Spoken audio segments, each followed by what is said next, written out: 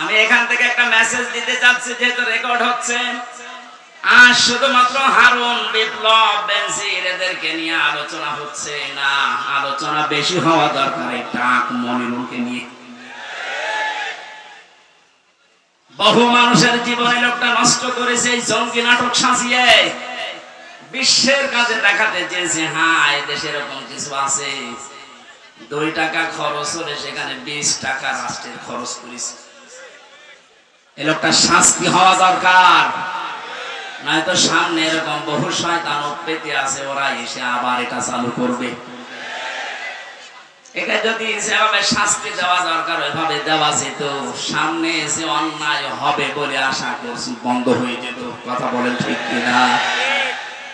আমার মনে হয় আয়না ঘরটা একেবারে বিলুপ্ত না করে রেখে দেওয়া দরকার। তাম পৃথিবীর মানুষেরা কিয়ামত পর্যন্ত এই পৃথিবীতে যারা আসবে, বাংলাদেশে যারা দেখতে আসবে, এরা যেন দেখে বোঝে যে এই দুনিয়ায় বাংলাদেশ নামক যে দেশ ছিল, এ দেশে একটা জালেম ছিল। 1628 জন মানুষ দায়িত্বে ছিল, তার ভেতরে একজনের হাত খোলা ছিল, আর বাকি 1627 জন মানুষের হাত সব বাঁধা ছিল। গত কয়েকদিন আগে আমার যত মামলা ছিল সব ঢিসমিস হয়ে গেছে, সব বেকসুর খালাস দিয়ে দিয়েছে। আমি মনে করলাম মাননীয় আদালতকে প্রশ্ন করে যে, মাননীয় আদালত, এই মামলা তো 3 বছর আপনার কাছে ছিল, প্রত্যেক মাস 2 মাস 3 মাস পরে পরে মামলা আপনার কাছে আসতো। 3 বছরে কতবার এসেছে, আপনি কোনদিন এই মামলার রায় দিলেন না। আগে বলতেছে হাত বাঁধা, এখন হঠাৎ করে রায় দিয়ে, শুধু রায় না বেকসুর খালাস, তার মানে আপনি প্রমাণ করে দিলেন যে আমার কোনো দোষ নেই। কথা বলেন না, আমার কোনো দোষ পাইনি, এই জন্যই তো আমাকে বেকসুর খালাস দিয়েছে। আমার 3টা বছর যে নষ্ট করে দিলেন, কেড়ে নিলেন, যেভাবে কষ্ট দিলেন, আপনাকে জেলখানার কন্ডেম সেলের ভেতরে আমারে রাখলেন। আমি চাই আমার মামলার আয়ু ওই মিজান থেকে শুরু করে একেবারে উপরে যিনি বসা ছিলেন, যারা এর সাথে জড়িত, প্রত্যেককে আমার মতো 3 বছর শাস্তি দেওয়া হোক। বেশি বলে ফেললাম না? বেশি না। ওয়াইনা ক্বাবতুম ফাআকিবু বিমিসলি মা উকিবতুম বি। যতটুকু অত্যাচারিত তুমি হও, ওই পরিমাণে যদি করো, কোনো গুনাহ নেই। আমি তো এটাই চাচ্ছি। আপনি আমার উপরে যা করেছেন, আমারটা আমি বললাম। ব্যারিস্টার আরমানের উপরে যা করেছেন 8 বছর, আমাকে তো 1 তালা মাটির নিচে নিয়েছিলেন, আর ওরে নিয়েছে 3 তালা মাটির নিচে। আজান কি, দিন কখন রাত কখন আমরা জানতাম না, আন্দাজে ইশারায় নামাজ পড়তাম। এই কঠোর অবস্থা 1 দিন 2 দিন হলে মেনে নেওয়া যায়, 8 বছর কল্পনার বাইরে চলে যাবে। এরপরও অনেকে সাফাই গাছে যে কি করেছেন, তারে কুকুরের মতো তাড়িয়ে দিলেন। আজকে তার ছেলে স্ট্যাটাস দিয়েছে, বাংলার মানুষেরা আমার মাকে কুকুরের মতো বিদায় করে দিয়েছে। লজ্জা করেনি কথা বলতে, কি বলছে না বলছে, মাথা খারাপ হয়ে গেছে। কেন কুকুরের মতো তাড়িয়ে দিয়েছে? তার বাস্তবতায় আয়না ঘর। আমার যতটুকু বাস্তব জ্ঞান আছে, এই দেশের 18 কোটি মানুষকে যদি এই জালিমরা যা করেছে, 18 কোটি মানুষ সবাই বলে আমরা মাফ করে দিলাম, উদার হয়ে। ব্যারিস্টার আরমানের বলছে কোনো মাফ করবে না।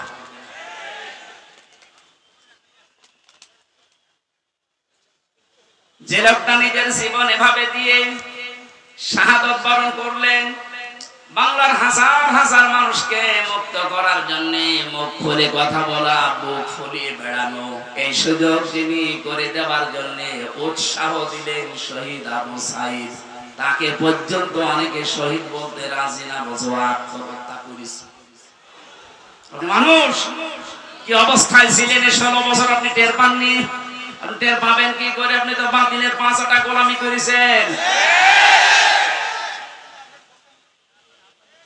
আমাকেও বলেছিলাম কুষ্টিয়া ভার্সিটিতে ওলামা লীগের সেক্রেটারি তোমারে বানাবো, শুধু আমাদের উন্নয়নমূলক কাজগুলো তুলে ধরবা। কি উন্নয়ন করেছেন আপনি? শুধু মোড়ে মোড়ে মানুষের ছবি আর মূর্তি। কত হাজার কোটি টাকা খরচ করে এগুলো বানালেন, কি হয়েছে? 5 তারিখে 1টার সময় পালালেন, 5টা বাজতে বাজতে দেশের একটা জায়গাও আমি আর দেখলাম না। আছে দু এক জায়গায় দেখেছি একটু সিটা ফোটা, ওই রংপুরের এলাকায়, ওখানে আবার উপরে লিখে দিয়েছে চোর। কি অপমান করলে আপনি অপমান হবে? এখনো পর্যন্ত যদি কেউ জালেমের সাফাই গান আর মাসলুমের পক্ষে কথা না বলেন, আপনিও আর এক জালেম। শহীদ আবু সাইদ যেটা করে দেখিয়েছে, শহীদ মুগ্ধ ভাই, ইয়ামেন ভাই, রায়হান ভাই 1750 উপরে জীবন দিয়েছে এই দেশে 5 তারিখের আগ পর্যন্ত। যারা এগুলো জীবন দিয়ে গেল, উৎসাহ দিয়ে হাজারো মানুষকে, লক্ষ মানুষকে রাস্তায় নামিয়ে জালেমকে বিদায় দিল। আল্লাহ প্রত্যেককে এই শাহাদাতের সর্বোচ্চ মাকাম যেন দান করে। কোনদিনে কথা বলবেন না মারা গেছে, ধারণাও করবেন না। বৈষম্য বিরোধী ছাত্র আন্দোলন করতে গিয়ে যে 9 দফা আমি দেখতে পেয়েছিলাম, এর 2 নাম্বার যে দফা ছিল রাষ্ট্র সংস্কার করবে, তারা শুরু হয়ে গেছে অলরেডি। আমরা আহ্বান জানাবো যারা দায়িত্বে আছেন, ইমিডিয়েটলি সকাল আসতে আসতে যেন শুনি বাংলার 1628টা চেয়ারের আগের কেউ নেই, সব নতুন এসেছে। এটা এত জরুরি এখন, কারণ এগুলো সব ছিল জালেমদের দোসর। জালেমের একা অত ক্ষমতা ছিল না, এগুলো সব সাহায্য করেছে। যতগুলো কারাগারে আলেমদেরকে সব চাইতে বেশি শাস্তি দিয়েছে, তার ভেতরে কাশিমপুরের হাই সিকিউরিটি। এইটা এরা হুজুর দেখলে, আলেম দেখলে, একামতে দিনের লোক দেখলে ওদের বৃদ্ধি বেড়ে যেত। অন্যান্য মানুষ মার্ডার করে এসেছে, তারা সারাদিন ঘুরে বেড়ায়। আর আমার মূল্যচুরি মামলা 24 ঘন্টা ফাঁসির কন্ডেম সেলের ভেতরে তালা লাগিয়ে রাখে, এরপর আবার সিসি ক্যামেরা দিয়ে রাখে, আমার সাথে কেউ কথা না বলে। এমনি মুখ দিয়ে কথা বের হচ্ছে, ভেতরে কত জ্বালা বলেন তো আমার। আমি আহ্বান জানাবো, 1,10,000-এর উপরে এখনো পর্যন্ত বাংলার বিভিন্ন কারাগারে মানুষ বন্দী আছে। এর ভেতরে আমার মনে হয় 100 জনের 70 জনই তার মামলা সম্পর্কে আমার মতো জানি না। আমি যেমন 3 বছর পরে মুক্তি পেয়েছি, ওরাও দেখবেন 3-5 বছর 10 বছর পরে এমনি মুক্তি পেয়ে যাবেন। শেষে প্রমাণ করবে আদালত যে এ নির্দোষ, কোনো দোষ পেলাম না। তাহলে 10 বছর নষ্ট করলেন কেন? আমার যে ধারণা, বাস্তবে আমার মনে হয় যত মানুষ বেকসুর খালাস পাবে, এর সাথে যে পুলিশ জড়িত, যে কর্মকর্তা জড়িত, যে বিচারপতি জড়িত, এতদিন আপনি রায় দিলেন না কেন? বলেন আমার হাত বাঁধা। হাইকোর্টের বিচারপতি যদি বলে আমার হাত বাঁধা, চেয়ারে বসার দরকার কি? ভ্যান চালিয়ে খান। যেহেতু 1628 জনের মাত্র একটা হাত খোলা ছিল, বাকি সব বাঁধা ছিল।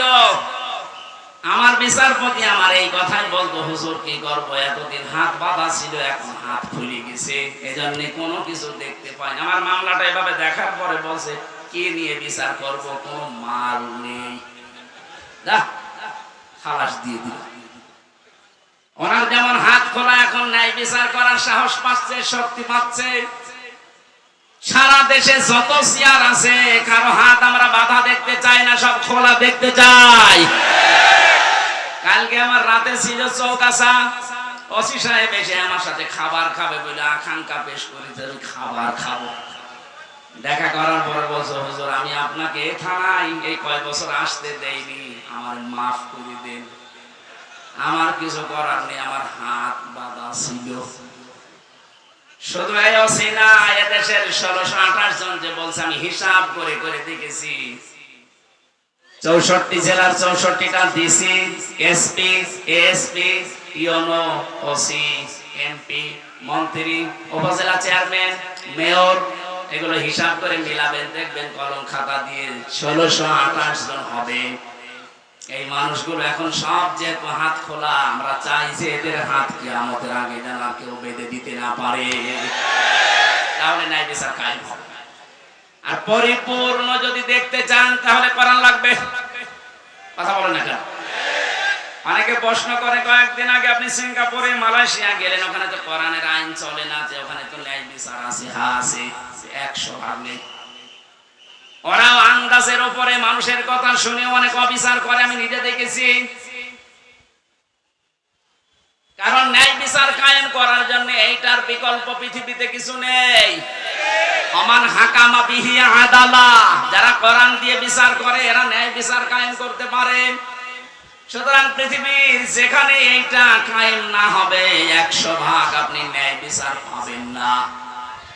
53 বছর তো দেখতে পেলেন, এই যে মাওলানা আজিজুর রহমান মুরব্বী বসে আছে, 53টা বছরই হয়তো উনি দেখেছে, ওনার বয়সটা দেখছি।